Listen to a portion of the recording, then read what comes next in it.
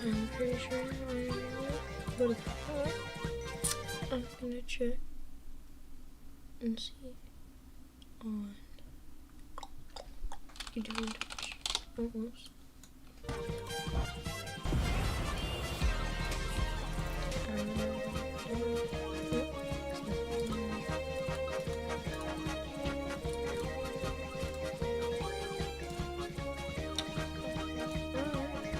Oh wow.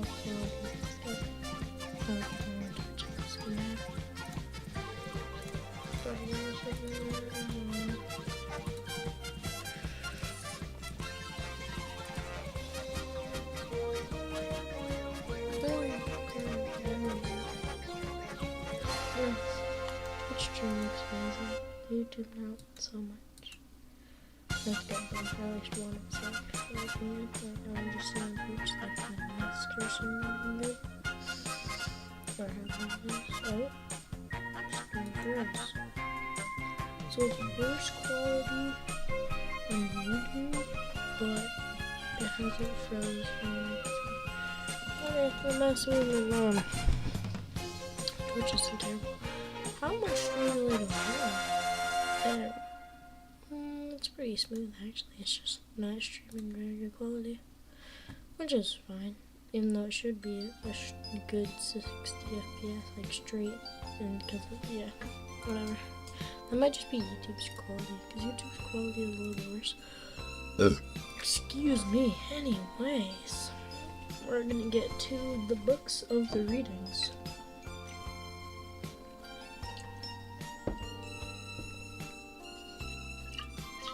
Alright, that's time to drink, sorry. Alright. Here, let's do it. If I can. What? I can't even pick up my book. There we go. Now, what do you think about it?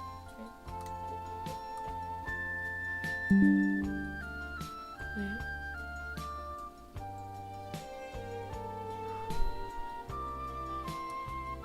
Alright, maybe I should mute my desktop.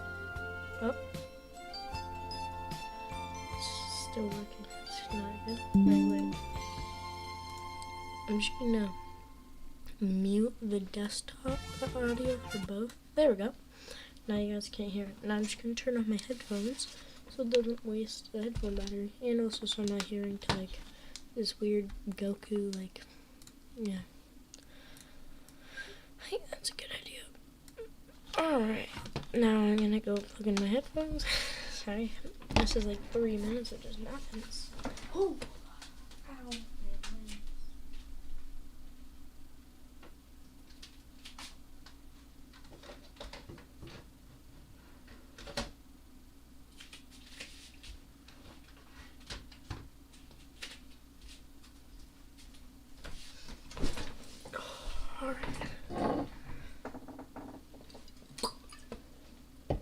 Alright, did not mean to do that.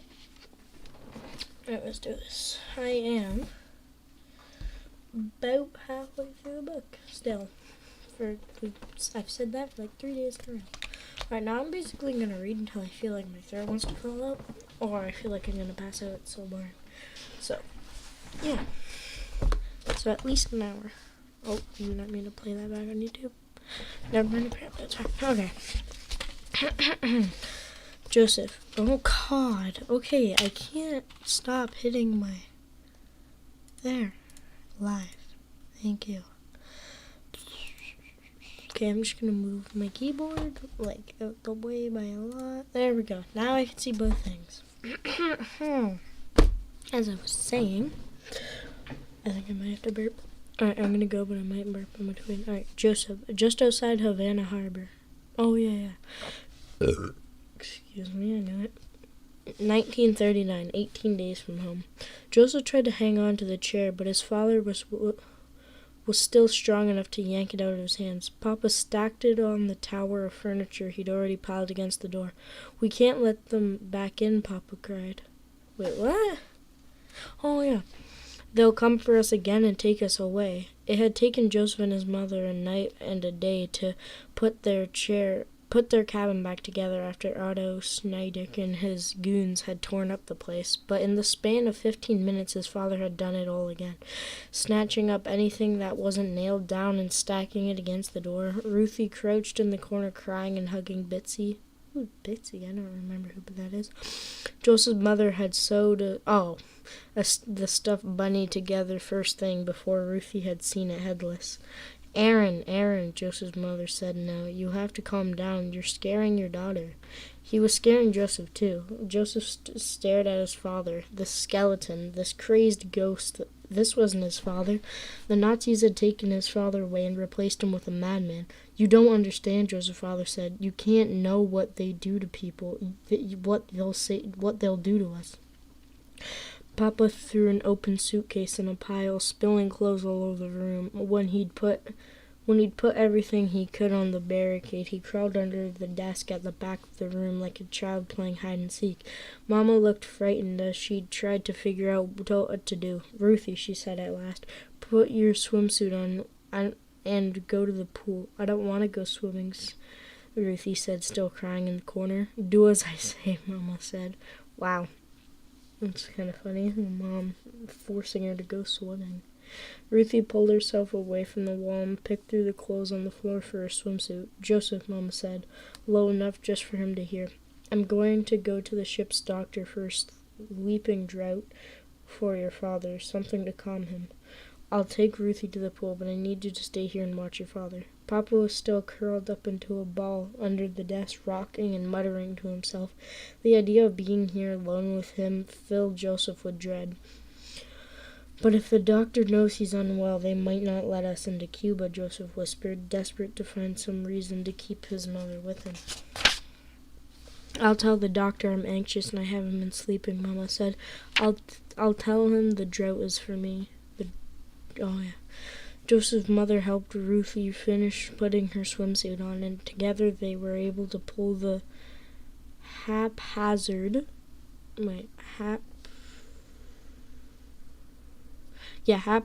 pile of furniture far enough away from the door to open it. Joseph's father, who'd been so set on building the barricade just minutes before, was so lost in his own mind he didn't even notice. Joseph didn't know what to do with himself, so he started to put the room back together. Papa stayed quiet and still under the desk. Joseph hoped he had gone to sleep. Mama came back within minutes, and Joseph felt an immense sense of relief until he saw the dull, panicked look Mama wore. Oh no. And he got scared all over again. She stumbled and entered into the cabin like she couldn't remember how to walk, and Joseph hurried to help her to one of the beds. "Mama, what is it? What's wrong?" Joseph said. I told the doctor the sleeping draught was for me," she said, her words slow, "and he made me take it right there." "You drank it?" Joseph said. His mother's eyes fluttered. "I had to," she said, after I told him. Couldn't let him know Aaron was really the one who... Mama's eyelids stayed closed as she swayed. Joseph panicked. She couldn't go to sleep. Not now. How was he supposed to take care of his father? He couldn't do this alone. "Mama, don't go to sleep." Her eyes jerked open again, but they lost their focus. "Your sister," she said. "Don't forget your sister. She is at the pool." Her eyes flickered closed again, and she rolled back onto the bed. No, Joseph said. He tried patting his mother on the cheeks to wake her back up, but she was out cold. Joseph got up and paced the room, trying to think. With his mother asleep, he had to watch his father every second. Joseph glanced at him under the desk. Papa was quiet now, but the slightest thing could set him off. Joseph couldn't go for help anyway. If anyone knew his father was unwell, he'd be buried. I don't know what that says. That's definitely not buried, though. From entering Cuba. But Joseph also had to go get Ruthie at some point and make sure she got dinner and was put to bed. Oh yeah. Suddenly Joseph was the man of the family, the only adult in the family, whether he wanted to be or not. "Have you seen a man drown?" Papa asked in a whisper, and Joseph jumped. Joseph wasn't sure if Papa was talking to him or just talking, but he was afraid to answer, afraid to break the quiet spell his father was under. His father kept talking. "Oh, wow. Holy crap." Okay, well, he talked for like 2 paragraphs. After the evening roll call, they would choose someone to drown. Every night, they would tie his ankles together and his hands behind his back and tie a gag around his mouth. And they would hang him upside down with his head in a barrel like a fish, like a big fish on a pier, hanging upside down on its by its tail. Then they would fill the barrel with water slowly so they could enjoy the panic, so they could laugh, and the water would rise high enough just to cover his nose, and he could breathe and he would breathe in water because there was nothing else he could do. He would breathe in water like a fish, only he wasn't a fish, he was a man. He would thrash around and breathe water until he drowned upside down. Joseph's breathing stilled. He caught himself hugging Ruthie's stuffed bunny tight. Every night they did it, and we all had to stand and watch, his father whispered. We had to stand and watch, and we couldn't say a word, couldn't move a muscle, or we would be next. Tears rolled down Joseph's cheeks. He thought about how he treated his father at the Cuban doctor's examination, how he made his father believe he was back in that place, where he'd seen so many awful things. "I can't go back there," his father whispered. "Can't go back." Oh, the video was awesome. His father closed his eyes and put his head between his knees, and soon he was asleep. Joseph sat with his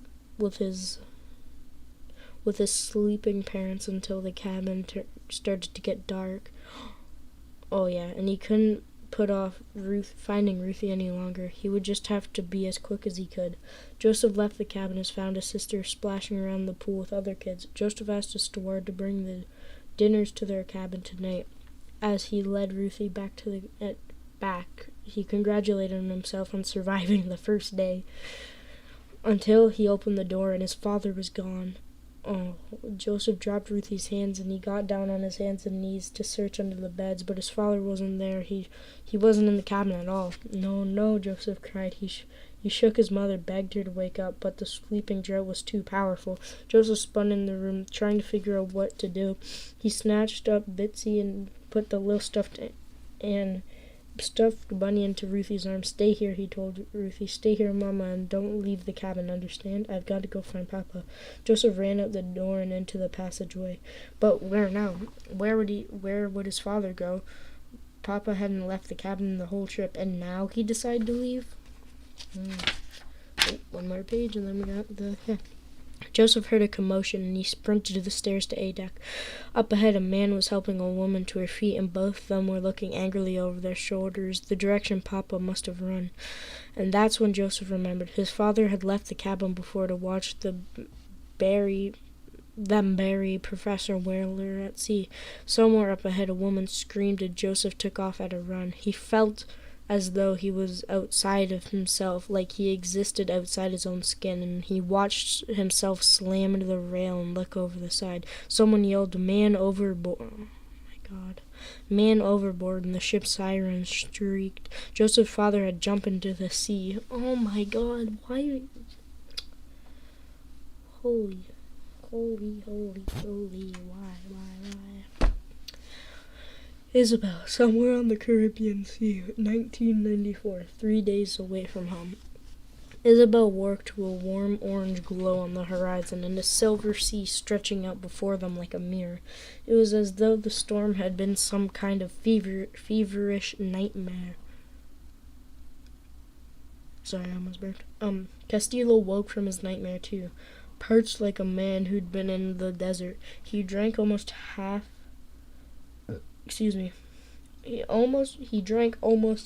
of one of the few gallons of water they had left on the long jug.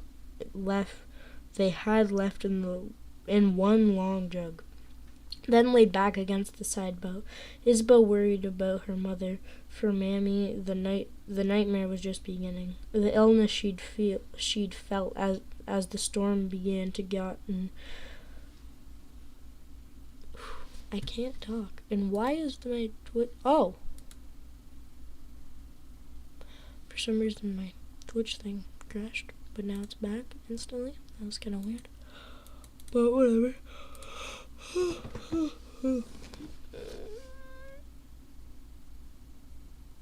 The illness she'd felt. I don't know why that doesn't feel right. As the storm began, had gotten worse in the night, and now she had a fever hotter than the rising sun.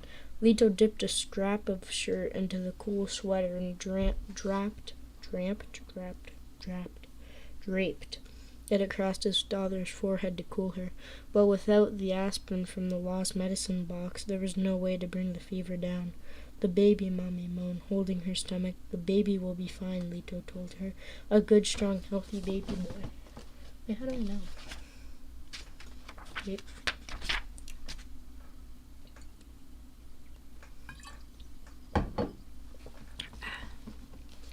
Leto and Castillo,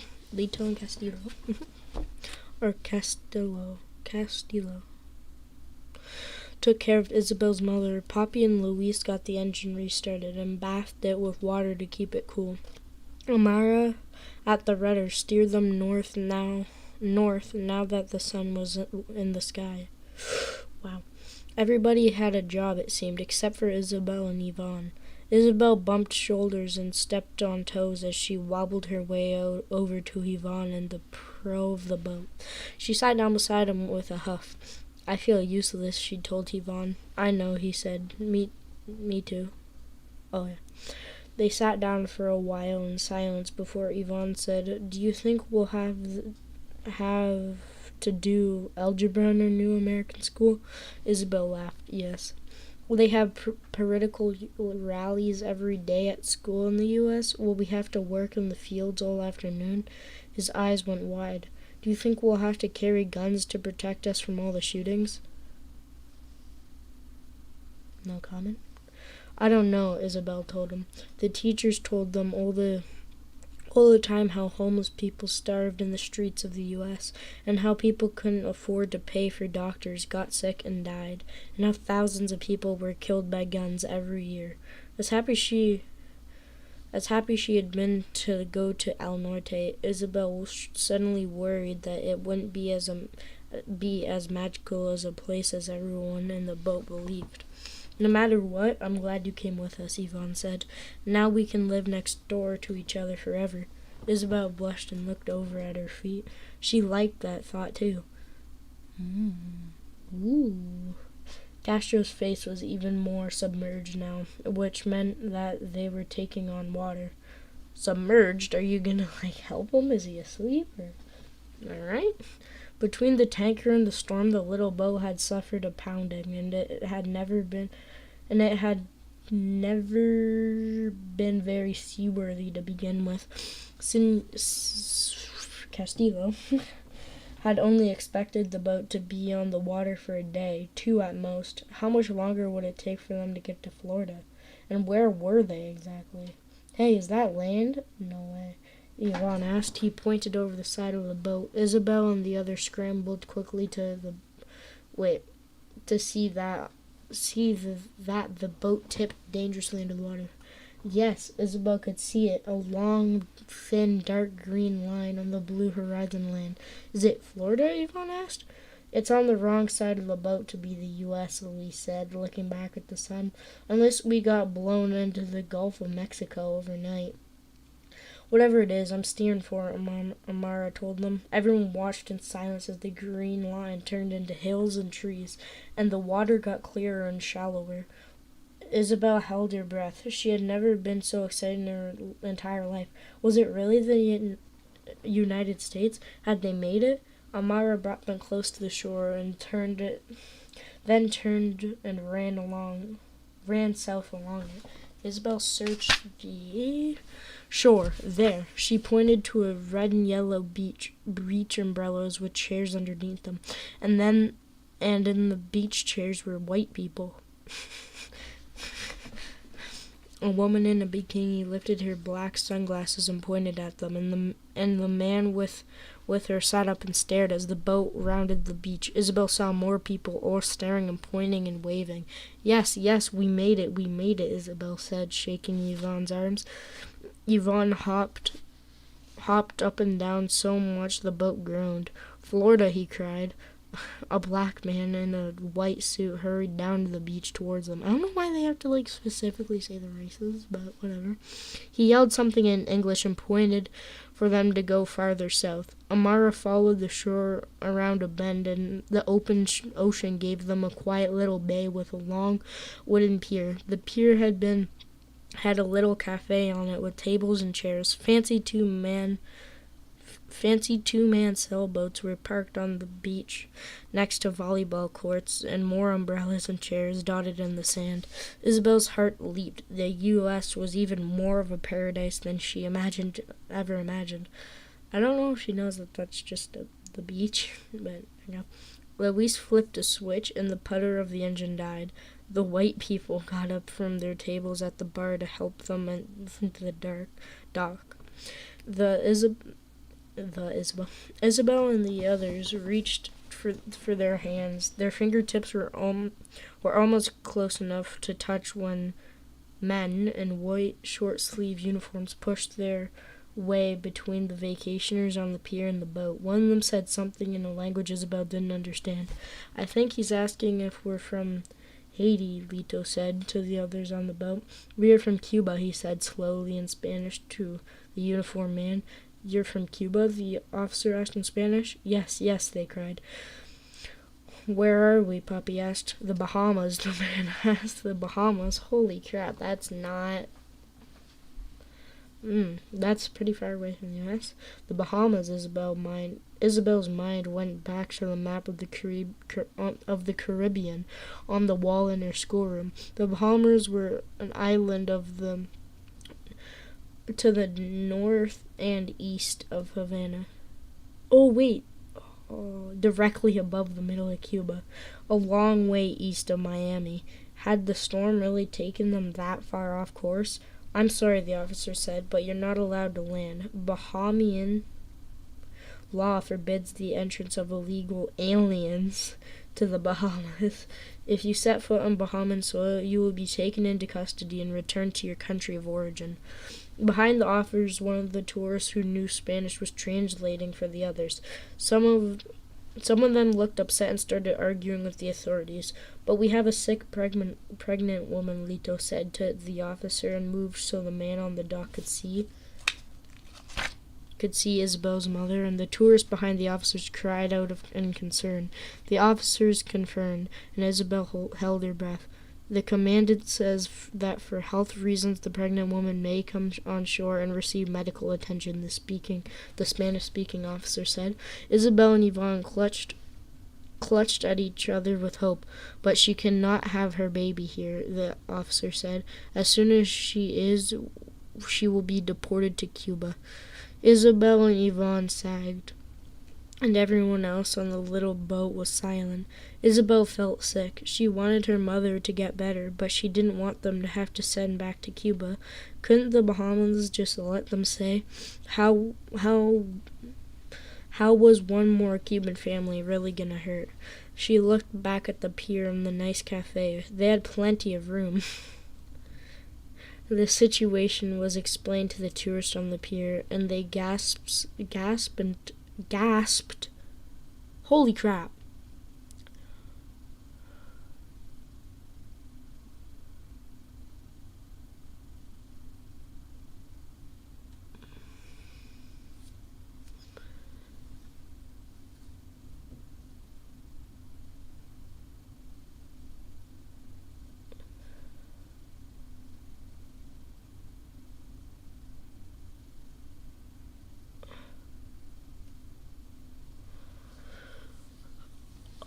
Oh, sorry, I didn't mean to just stop, but...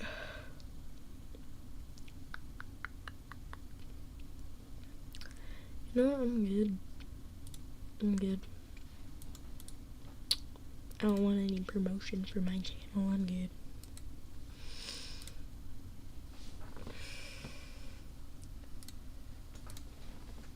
And you're probably a robot anyway, so.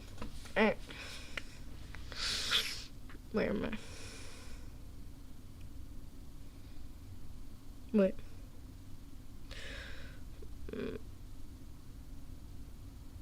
Alright, Lito said. My daughter is sick. She needs medical attention. No, Poppy said. You heard him. If we step off this boat, they'll send us back to Cuba. I'm not going back.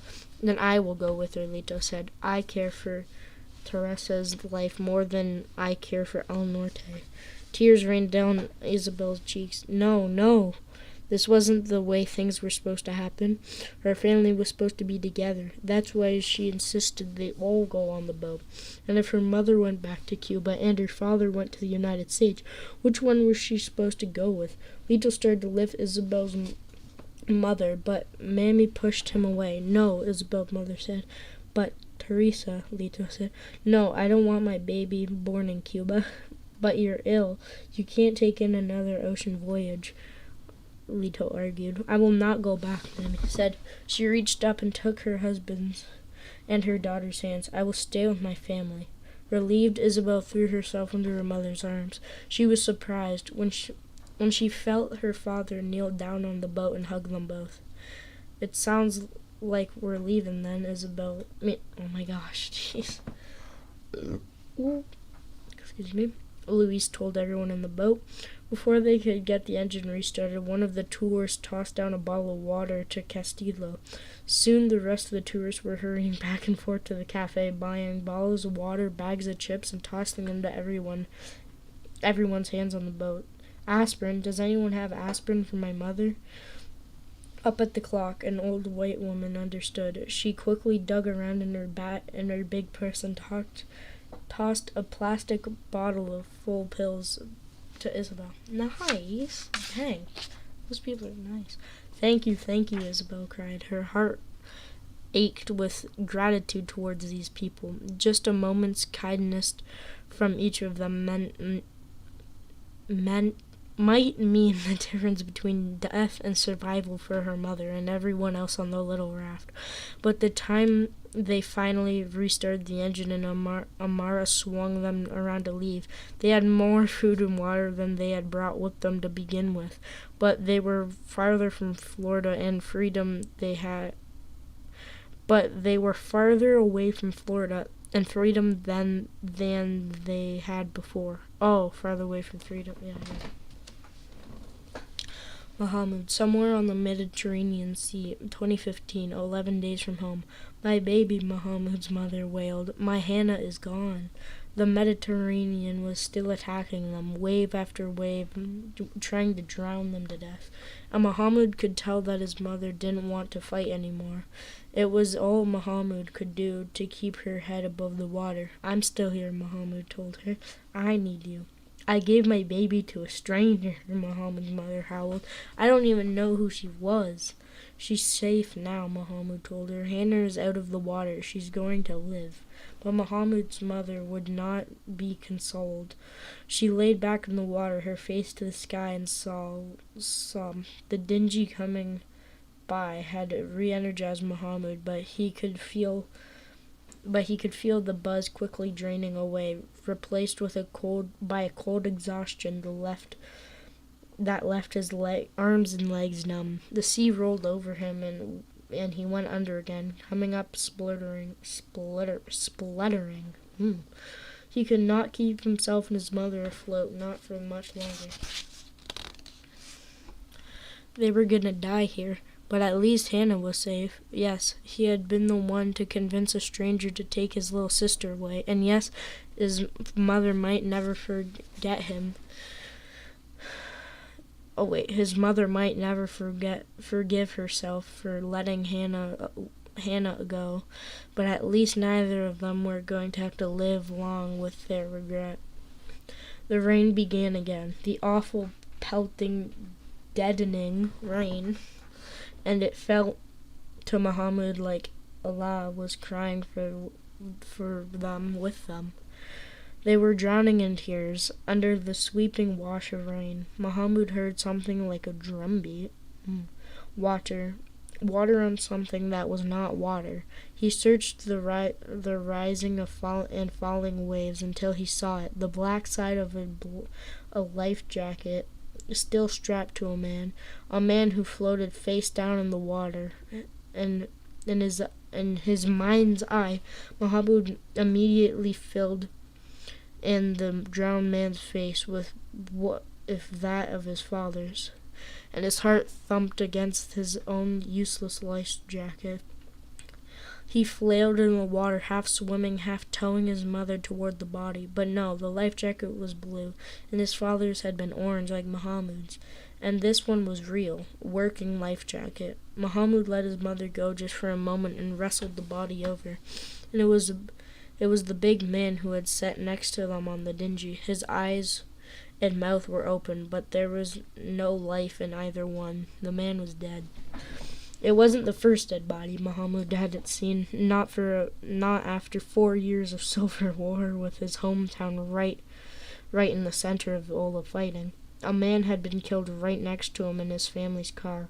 He realized with a start how long ago that had been. Days, weeks, months. It seemed like a lifetime ago, but no matter how many times he saw death, it never stopped being horrifying. Mahmoud shuddered and recoiled. But if the man was dead, that meant he didn't need his life jacket. Mahmoud fought down his fear and fumbled with the straps on the dead man's life jacket. Mahmoud's fingers moved, but he couldn't really feel them. His hands were like blocks of giant ice. He only knew he was touching the straps because he could see it happening. Finally, he got one strap unbuckled and the other, and as the body began to shift in the vest, Mahmoud realized it was condemning. He was condemning this man at the bottom of the sea. He would never be bathed and wrapped in a kafan, never be mourned by those who loved him, never have his friends and family say prayers over him, never be buried facing Mecca. I know I'm not saying this right. Mahmoud was putting a man in his grave, and he had a duty to him. Mahmoud had heard of funeral prayers too many times in his short life, most recently for his cousin Saeed, who had died when a barrel bomb exploded. Mahmoud quietly recited one. Oh my god, so just in the middle of like the ocean, just like floating by yourself, just slowly giving a man like this a funeral. That's cool. Well, not cool. I just mean, like, cool of Mahmoud. Because he could have just let him fall down and didn't do anything. Oh, God, forgive this man and have mercy on him. And give him strength and pardon him. Be generous to him and cause his entrance to be wide and wash him with water and snow and hail. Cleanse him of his transgressions.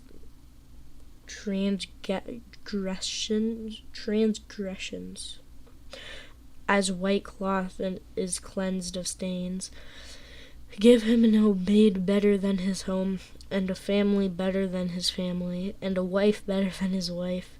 Take him into paradise and protect him from the punishment of the grave, from the punishment of the hellfire.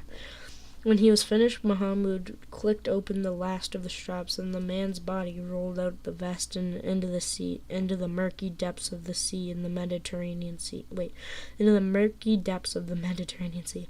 Here, Mom, put this on, Mahmoud said. It took some time to get her into the life jacket, Mahmoud doing most of the work, but at last it was on her, and Mahmoud no longer had to fight to keep her afloat.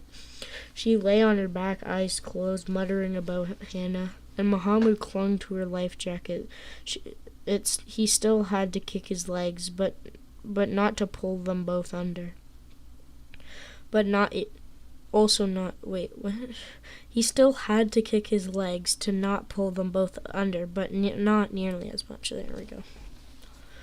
He didn't know where they would go or how they would get out the water. Perhaps in the light of day they would see land and be able to swim for it. In the meantime, they just had to survive for the night. Alright, that's 3 chapters. And I'm done. I know I said it like probably at least an hour, and it has not been an hour.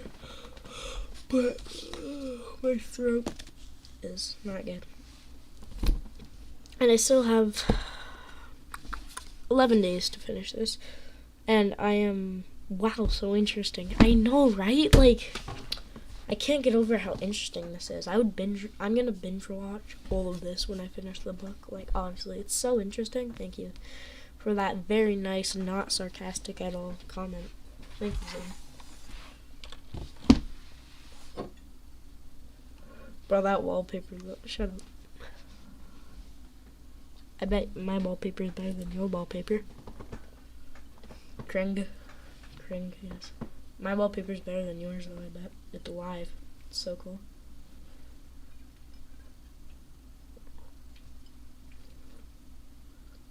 I bet it's better than yours.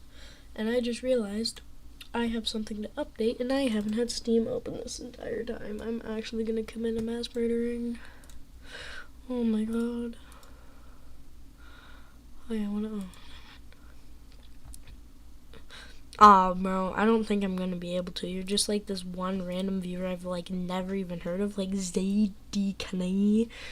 That's a weird username, anyways. And also, like, I like that cat profile picture. Like, everyone has that. Like, that's literally such a famous cat. Everyone knows that cat, so it'd be hard to remember you. But I mean, I'll try my best, you know. I'll try.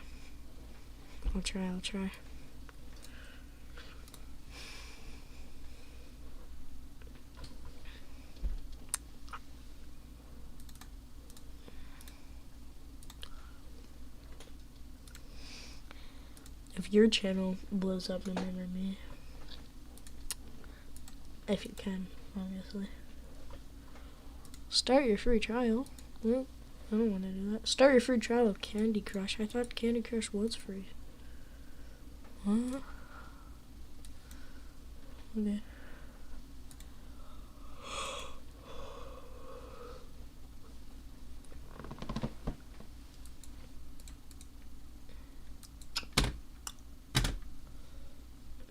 I don't know what I'm doing.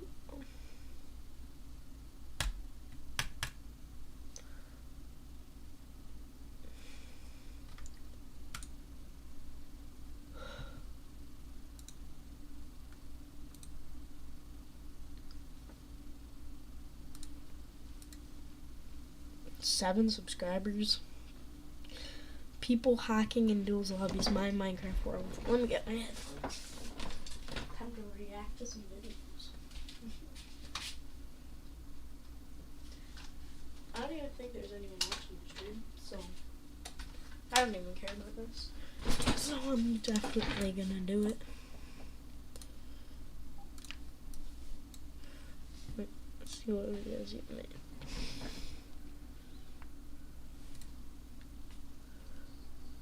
Yo, wait, I should probably, oh gosh, I didn't get my stream. Alright, really turn on that. Oh, forgot about that. We don't talk about that, that's fine. OBS. There we go. Alright, time to react to this now. Oh, this is so typical. I love this. It's rather annoying. Okay, is it done? 10 seconds. Oh, that transition was so clean, bro. That was a fire transition. Look at this. Fire transition, bro. Actually fire. Amazing quality. It is actually good quality. Never mind, it just fixed itself. Not, oh, yeah. Oh. Very. So it's just a 7-minute and 55-second video of just people hacking in duels lobbies, which I guess is the title of the video, so I don't know what I was expecting, to be honest. Alright, my Minecraft world. I better hear, hey guys, welcome back to my Minecraft Let's Play. If I don't, I'm on something. Hello guys. This is my first video. Oh, never mind. But we're just gonna start a Minecraft. Bro, my quality. World. So let's. It's like grainy. I don't know if that's like makes sense, but that's the only way I think of like Name it. World. Could have named it Moss. And yeah, survival. So what? I don't think you said so. And yeah, survival. Survival. So, if I ever go on to big things, On then if this will I be ayo, pause, sussy. So, if I ever go on to big things, Ayo, sussy. Oh my god, you were sussing your old videos? That is really sus, bro. Like, if I ever go on to big things, like, what? Like, what do you mean by that, bro? Like, that's sussy, bro. It's so sussy. What do you mean by that? Like, oh my god. And I just realized how many things I have open. I have 2 tabs on Google. I have Minecraft. I have OBS. Streaming that too. And I have something downloading on Steam. I have Twitch Studio and I'm streaming on that. And I am trying to open Discord and it is not working. No way. Let's go. Sadie can. Call.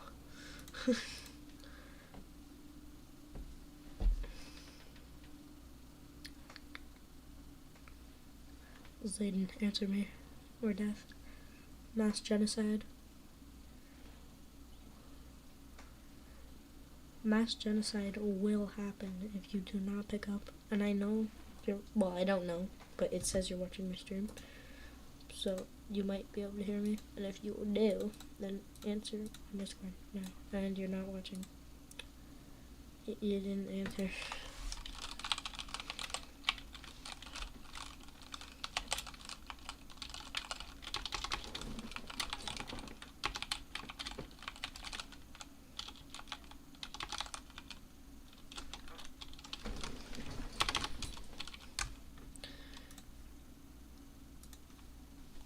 He does not answer. Oh, probably because he's... Yep.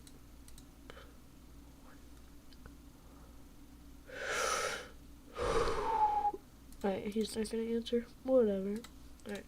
then So wait. so if I And ever I go am on to getting a big things, then this will be nostalgic, I guess. Nostalgic, I guess.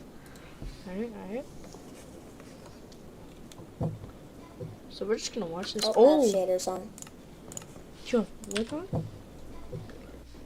Oh, I have shaders on. Never mind. I'm gonna say something else. Alright, so I spawned on an island. You can hear... I know you can hear my keyboard, but like, oh.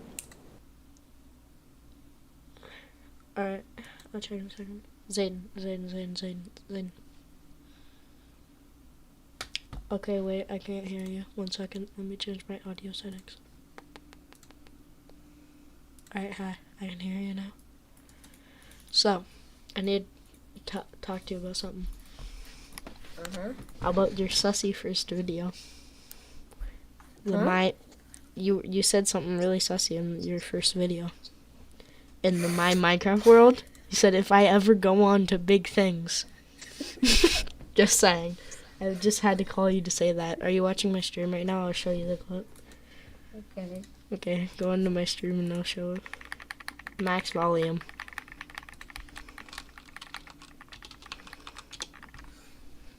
No, that's what I'm trying to get rid of. What? That's what I'm spamming. Why are you spamming? To get rid of, What? your messages. Why? Because, you know. Like you don't message me things that I'm not gonna say because it'll get me demonetized. Demonetized. Wait, are you streaming? Yeah. You're still reading your book? Yep, just finished my 3 chapters. What are you doing though? Why are you spamming? Okay, don't.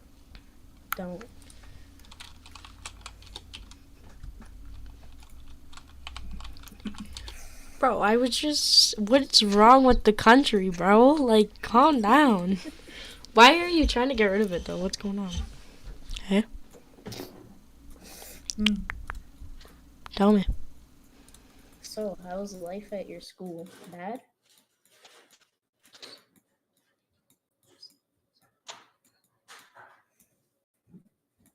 Yes.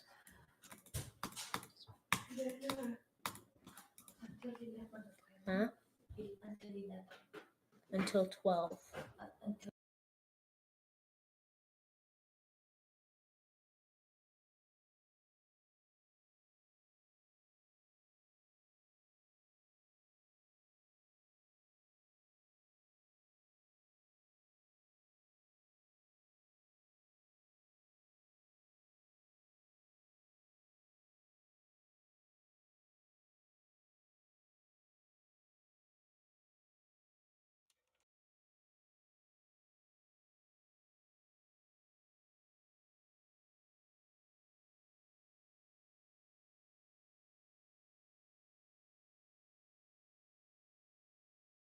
Hey, Flower.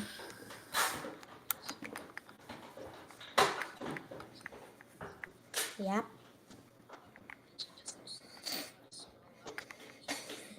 Yep.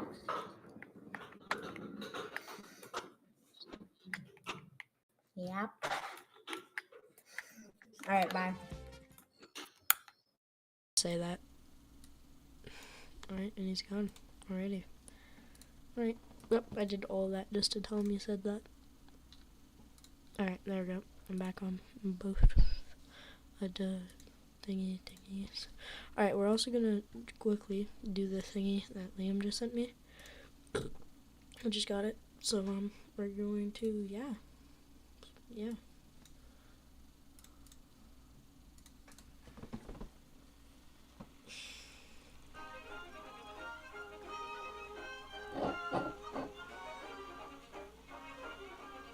Magic Comes to Stage.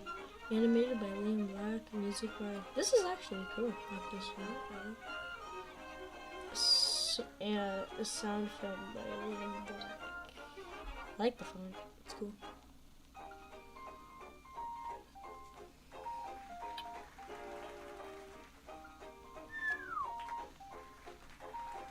What is that?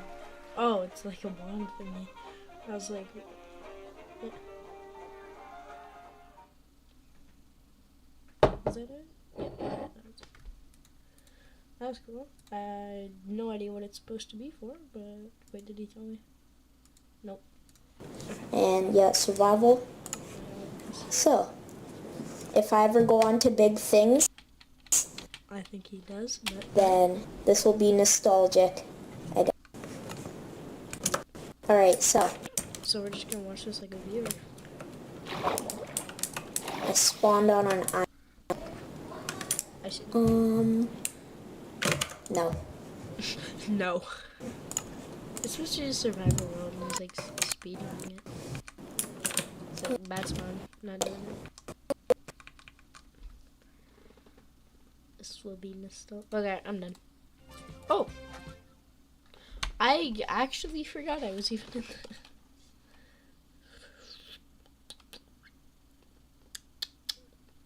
disconnect. And we're gonna. Oh, I did not mean to do that. Hypixel is what I meant to do. And then after this, I don't know.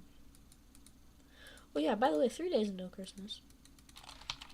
Just in case if somebody slash like everyone forgot.